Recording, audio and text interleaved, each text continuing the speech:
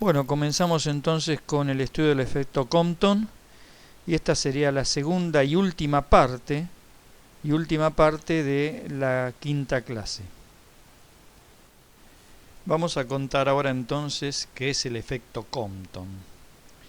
Y el efecto Compton es una pequeña desviación en la frecuencia o longitud de onda de los rayos X, fundamentalmente de los rayos X, después de que estos atraviesan un material.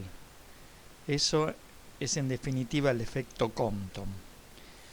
Vamos a mirar un poco este dibujo que está acá. En este dibujo que está acá tenemos una fuente de rayos X.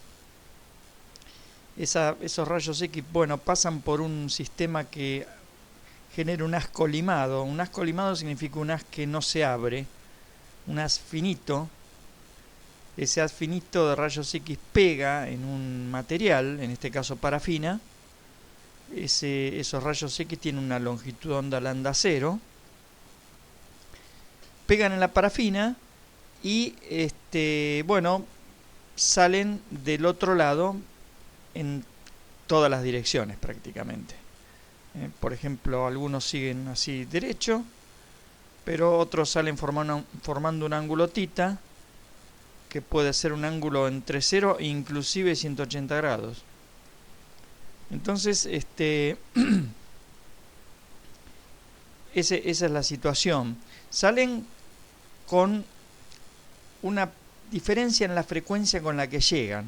Vamos a decir así, después vamos a aclarar bien de qué se trata eso. O sea, si uno mide acá los rayos X que salen en esta dirección, en un ángulo tita, encuentra que la frecuencia de salida, o la longitud de onda de salida, es esta, pero un poquito más. Bueno, además de rayos X que salen en todas las direcciones, también salen electrones expulsados del material. Claro, si uno piensa los rayos X como fotones, en el momento en que esto se midió no se pensaba así como fotones, se los pensaba como ondas electromagnéticas. Y como ondas electromagnéticas es justamente que no se pudo explicar este fenómeno, si se los piensa como ondas electromagnéticas. Pero si uno piensa en fotones, que es lo que después se descubrió, es lógico pensar que cuando un fotón de tan alta energía como son los fotones de los rayos X, que tienen energías del orden de los 1000, 10.000 electronvoltios o más, comparado con un fotón de la luz, que por más de que sea luz ultravioleta tiene, 5, 6, 7, una decena de electronvoltios como máximo. Comparado con eso son altamente energéticos, así que cuando entran en el material golpean a un electrón y ese electrón obviamente sale disparado, y sale disparado a velocidades enormes, a velocidades cercanas a la de la luz. Bueno, si uno mide, volviendo a lo netamente experimental, si uno mide la longitud de onda de salida acá, encuentra que es parecida a la longitud de onda de entrada, pero se suma un término, que es este, ¿no? Donde en esta expresión, esto que está acá, lambda sub c, se denomina longitud de onda Compton, y después se va a ver que tiene esta expresión, que es la constante de Planck, la masa del electrón por la velocidad de la luz. Bueno, esa longitud de onda Compton tiene un valor muy bajito, o sea 0,0024 nanómetros, prácticamente la nada misma, y está multiplicado por este término de acá. Y fíjense que este término puede variar entre 0 y 2. O sea que la longitud de onda que sale es la que entra más 2 veces esta cantidad, o ella misma si esta cantidad es muy pequeña, o si es 0, ¿está bien? Bueno, entonces es una pequeña desviación, como dije, en la longitud de onda de salida, que depende depende del ángulo en el que uno mide. ¿eh? Si uno mide a 0 grados, o sea, si este θ es 0, es decir, si mide los rayos X que salen por acá, que son los que traen la misma dirección de los que entran, y la longitud de onda de salida es igual a la de entrada. Pero si este ángulo cambia, si vale por ejemplo 90 grados, coseno de 90 es 0, entonces la longitud de onda de salida, esto es la de entrada más 0,0024 nanómetros. Claro, si la de entrada es del orden del nanómetro, porque los rayos X tienen longitudes de onda entre los 10 nanómetros y el picómetro, o sea, el nanómetro es 10 a la menos 9, el picómetro es 10 a la menos 12. ¿Está bien? Entonces, si el rayo X entrante tiene una longitud de onda grande comparada con este número, y no se nota el efecto. La longitud de onda de salida es más o menos la de entrada, porque si vos acá, esto vale 1, supongamos que esto vale 1, un nanómetro, que son rayos X duros igual, son rayos X bastante potentes. Si acá uno pone un nanómetro, y bueno, 1 más 0,0024 es lo mismo que 1, ¿no? No se nota mucho esto. Pero si uno acá pone rayos X muchísimo más duros, los rayos X de longitud de onda corta, o sea, de frecuencia muy grande, se denominan duros. Si uno pone rayos X mucho más duros, por ejemplo, del orden del picómetro, 10 a la menos 12 metros, esto son justamente 2,4 picómetros. Entonces ahí sí se nota, porque 1 más 2,4 no es lo mismo que 1. ¿Está bien? Bueno, entonces el efecto se nota para rayos X duros. Vamos a contar ahora qué es lo que pasó con el electrón cuando llegó un fotón acá y salió un electrón. Bueno, en este proceso de dispersión o scattering, es decir, en este proceso donde yo considero que entra un fotón y de alguna forma choca contra un electrón, que es lo que se dibujó acá abajo, llega un fotón y choca contra un electrón que está en algún átomo de la parafina, el electrón sale expulsado para acá y el fotón para el otro lado, con estos ángulos, ¿no? Bueno, ya hablamos de qué es lo que le pasa a la longitud de onda a los rayos X que salen desviados. Hablemos ahora del electrón. En este proceso, si uno lo piensa realmente como un choque entre dos partículas, la partícula fotón y la partícula electrón, es decir, si uno lo piensa como lo pensó Compton, vale la conservación de la energía. Entonces, tengo una energía inicial, que es la del fotón que llega acá, y bueno, también yo tendría que poner la energía del electrón que está en algún átomo de acá dentro de la parafina. Nosotros ya vimos en la primera parte del curso las energías, los niveles de energía en los que están los electrones dentro de los átomos. Pero si ustedes revisan eso, los niveles de energía de los electrones son de pocos electronvoltios, muy poquitos, de la decena de electronvoltios, qué sé yo. Mientras que la energía que trae el fotón de los rayos X son del orden de los 1000 electronvoltios o más, 1000, 10.000 o más también. Entonces, cuando yo planteo la energía y acá pongo la energía inicial, me alcanza a componer la energía del fotón entrante de los rayos X, porque lo que pueda sumar acá de la energía del electrón es la nada misma. Esto vale 1000 o 10.000, generalmente 10.000 o más, y lo otro vale 1, qué sé yo, 2 o 3 o 10. Bueno, la energía final es la energía del rayo X saliente y la energía cinética del electrón saliente. Ya cuando el electrón está fuera de la parafina, todo no interactúa con nada, su energía es totalmente cinética. Pero el problema es que la energía cinética, Como el electrón sale expulsado casi a velocidades cercanas a la de la luz, porque vuelvo a repetir, está tranquilo con poquita energía en unos electronvolts y de repente se lo lleva por delante una locomotora, que es este fotón que trae no un electronvolt ni 10 ni 100, trae 1000 o 10.000, lo arranca y esto sale más o menos a la velocidad de la luz. Bueno, cuando el tema es así, las velocidades son altas, la expresión de la energía cinética no es la que ustedes conocen. Ustedes conocen que la energía cinética valía 1/2 de la masa por la velocidad al cuadrado. Pero eso es para bajas velocidades en comparación con la velocidad de la luz. La luz va a 1000 millones de kilómetros por hora. Si algo va a 1.000.000 de kilómetros por hora, eso es baja velocidad, porque la luz va a 1000. Pero los electrones que salen de acá van a velocidades cercanas a la de la luz. O sea, para ellos vale esta fórmula de energía cinética.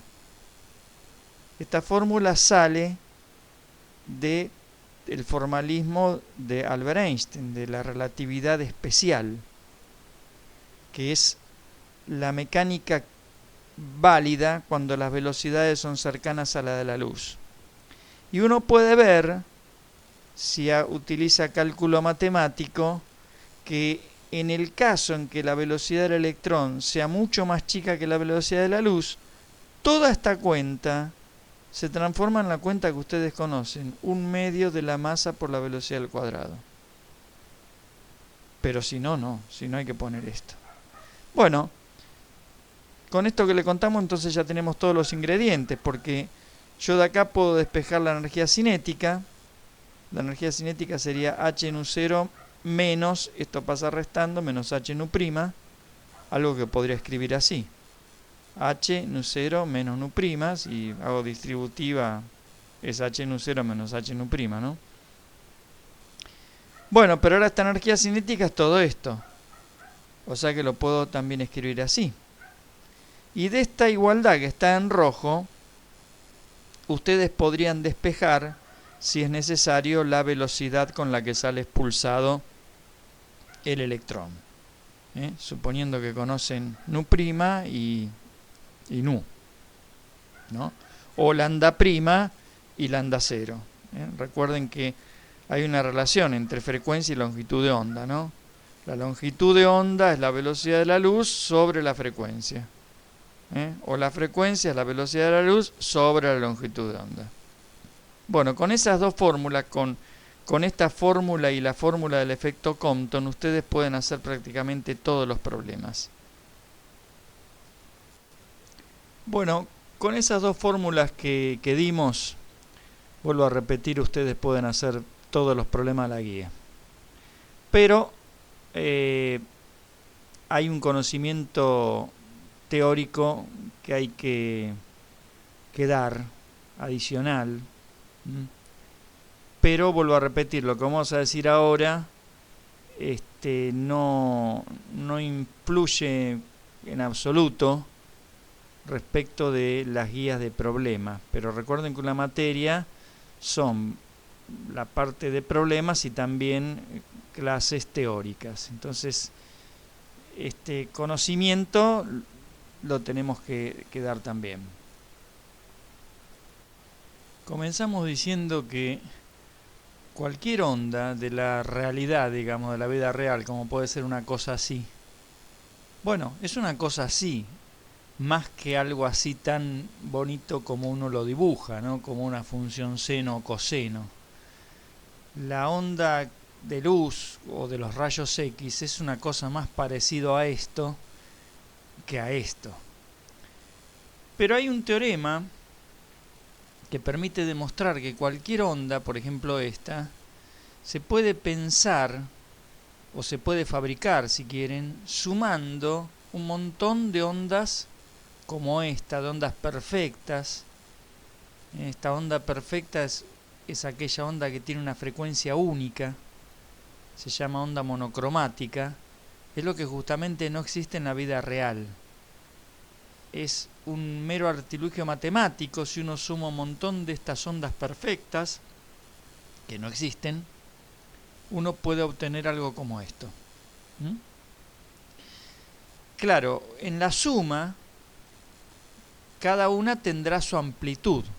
O sea, por ejemplo, para fabricar esto, en este caso sumé 3, pero esta, que tiene una frecuencia determinada, f, tiene esta amplitud.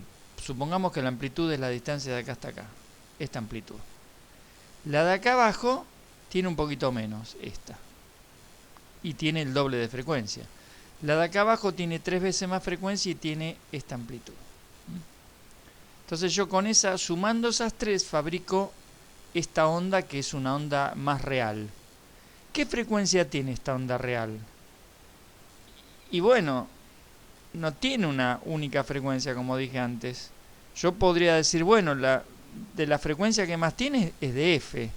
Es f, porque f es la que entra con más amplitud en esa suma. ¿Está bien? Entonces ya sabemos que toda onda real está formada por suma de una cantidad infinita de ondas. En el ejemplo anterior uno sumaba solamente 3, pero hay una infinidad que uno suma para fabricar una onda real. La onda electromagnética de rayos X que generan los tubos que producen rayos X también no generan una onda perfecta de una frecuencia única, de la que ustedes dibujan como seno o coseno. Generan una onda más parecida a la que mostré antes, de la realidad. Entonces yo lo que puedo hacer dos cosas. Mostrar cómo es la onda real, o puedo agarrar y mostrar un gráfico que me diga cuáles son las ondas que yo voy a sumar, o sea, qué longitud de onda tienen, o qué frecuencia tienen, es lo mismo, y con qué amplitud entra cada una en la suma. Fíjense en el ejemplo que dimos en la diapositiva anterior. Entraron 3 ondas, cada una con una amplitud. Cada onda tenía su frecuencia o su longitud de onda y su amplitud. Bueno, entonces yo en un gráfico como el que se muestra acá en la figura, puedo mostrar eso. Puedo mostrar, por ejemplo, en este eje, cuáles son la longitud o las frecuencias de las ondas que van a componer mi onda real. Entonces, acá, por ejemplo, se ve que las longitudes de onda barren desde este valor hasta este valor. O sea, y hay infinitas ondas que tienen desde esta longitud de onda hasta esta otra longitud de onda. Y en el eje vertical indico con qué amplitud entra cada una. Por ejemplo, la onda perfecta, la onda monocromática, cuya longitud de onda es toma este valor, entra con esta amplitud. La onda monocromática perfecta, que no existe, cuya longitud de onda toma este valor, entra con esta amplitud a esa suma. Esta entra con esta amplitud. Y así cada una de las infinitas ondas que yo tengo que sumar de esas ondas perfectas entran con su amplitud a esa suma. Bueno, este gráfico, donde yo grafico la longitud de onda o la frecuencia de las ondas que componen la suma versus, digamos, la amplitud con la que entran, o también llamada la intensidad, a este gráfico se lo denomina espectro de frecuencias. Y me está mostrando, como dije recién, cuáles son las ondas que tengo, esas ondas ideales, monocromáticas, que tengo que sumar para formar la onda real. Bueno, un ejemplo de la vida real es esto que se muestra acá.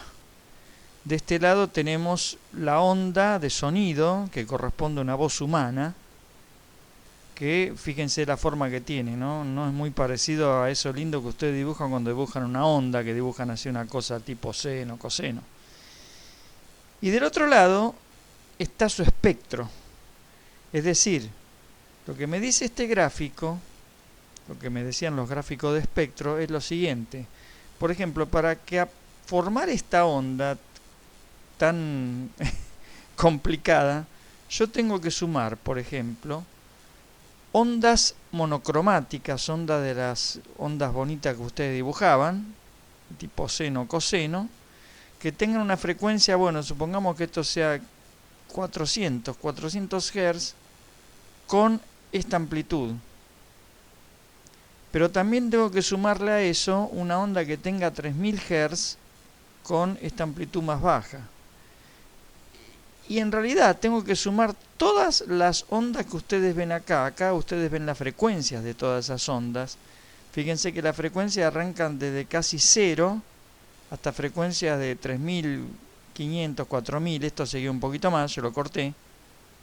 Tengo que sumar esas ondas monocromáticas con sus respectivas amplitudes, que son las que se muestran en el eje horizontal. Si yo sumo todo eso, obtengo la onda real. ¿Está bien? Entonces acá tengo la onda y este es su espectro. El espectro me da información de qué tengo que sumar como ondas lindas para obtener esta onda fea. ¿Está bien? Entonces con estos conocimientos volvemos al efecto Compton. Y ahora sabemos que, bueno, el haz de rayos X que entra es una cosa así, que tiene una frecuencia central, lambda 0, pero tienen un cierto ancho en frecuencias, tiene muchas frecuencias. Cuando eso entra, en este caso, al material, bueno, en principio hay una parte del haz, la que viene en esta dirección, que sigue sin cambio. O sea, se obtiene lo mismo que lo que entró. Pero hay otra parte del haz, cuando uno mide en otra dirección, que no sea la dirección con la que venía el haz, donde se empieza a notar que además de la frecuencia lambda 0, el espectro, porque este es el espectro de frecuencias de lo que sale en este caso, tiene una fuerte componente también en una lambda distinta, que acá está marcada como lambda prima, que es la formulita que dimos en la primera o segunda diapositiva de esta clase. Nosotros dimos una fórmula para este lambda prima, pero lo que sale no es solamente lambda prima, no es lambda prima puro, sino que tiene un montón de frecuencias, entre ellas la frecuencia de entrada. Si uno mira a 90 grados se hace más notable la cosa, ¿no? Sale un lambda 0, que es lo que entró también, pero en esa onda de salida, además de lambda 0 y un montón de otras lambdas más también, tenemos un fuerte componente de lambda prima, que es el que responde a la fórmula que nosotros dimos al principio. Bueno, esto, como dije antes, se debe a un choque entre electrón y fotón. ¿Y por qué electrones y no, qué sé yo, el átomo entero? Porque bueno, si yo cambio, por ejemplo, en vez de poner parafina, pongo otra cosa que tenga átomos de otra especie, sigue saliendo lo mismo. Y entonces uno piensa, bueno, si yo puse otros átomos y sigue saliendo lo mismo, ¿qué es lo que tienen en común los átomos? Bueno, sus núcleos no, porque los núcleos de los diferentes materiales son distintos. Pero lo que tienen en común es que todos tienen electrones. Entonces se pensó, bueno, esto debe ser el responsable de esta desviación deben ser los electrones que se dispersan, es decir, o chocan contra los fotones entrantes. Bueno, después de esto, después de que esto fue explicado y que resultó la explicación y que uno medía lo que efectivamente salía de la cuenta, es ahí cuando, esto fue en el año 1923, es recién ahí cuando la comunidad científica se convenció de que la luz, además de ser onda, también se comportaba como partícula. ¿Está bien? Porque Einstein explicó su efecto fotoeléctrico que muestra la luz como partícula en 1905, pero ahí la gente no se convenció del todo que era una partícula. El premio Nobel por esa hipótesis que él da la obtiene recién en 1921, ¿eh? Y todavía la gente no estaba muy del todo convencida. Pero después de este experimento, de esta explicación y de que cuando se medía se obtenía lo que predecía el modelo, la gente se terminó de convencer que la luz es una onda, pero también es una partícula.